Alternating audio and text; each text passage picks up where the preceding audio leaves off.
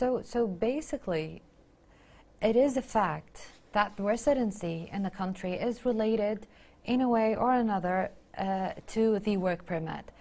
Residency of every expat here is temporary because it's always related and linked on directly to the work permit, as I have mentioned, whether if it was obtained through Visa Code 18 for workers in the private sector or Visa Code 17 for workers in the government sectors, or through Visa 20. Visa 20 regulates the residency of domestic workers. So the domestic workers do not obtain work permit duly, yet their residency is based on their work, so which links us back to the same concept in which the work residency here is temporary, and therefore I would say that every expat in the country would acquire a work permit, except for the fact regulating visa condition, Visa 22, which stipulates the family visa.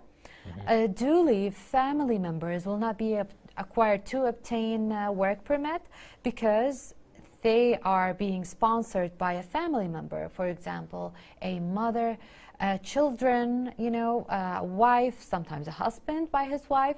So therefore, there is no work permit to be required. But the working visa is always have the dominant in which the work permit arose, even in respect of Visa 22. See, since Visa 22 can only be obtained by a migrant worker or a citizen, but mostly migrant worker who is in the country according to a work permit. So it links you back to the work permit. And in very, let's say, several and common cases in which citizen can apply for a family visa, like Visa 22, similar to the cases in which Kuwaiti women would sponsor their non-Kuwaiti children.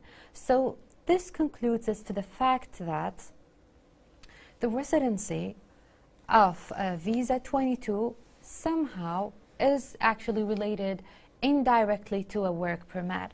Now, according to a study that was issued by International Labour Organization back in 2017, stipulated the relationship between migrant workers and employees in the MENA region, in the Middle East, stated that the Kafala system, sponsorship system, transferred the responsibility of enforcing, monitoring, and supervising the migration process within the borders of the country, transferred this power from the government to the private sector, basically to individuals like you and I, citizens.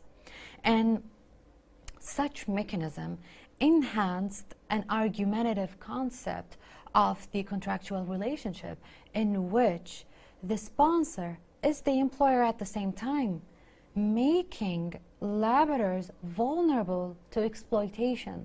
See, it is to a logical concept. The government should be the entity which issue the sponsor and the visa. But within this kafala system, we see individuals like you and I are issuing visas. So when it comes to a work contract, you will notice that there is a vulnerability and imbalance against the laborers. It's something that has been a dilemma for the past decades, and something that really needs to be tackled on. Yeah. Yes, I will just continue this final part. Therefore, when I meant vulnerable to exploitation, you'll see several types of exploitations. Yes, human definitely. Trafficking, visa trafficking, and forced labor, especially when it comes to working contract termination and mobility of the laborers within the market.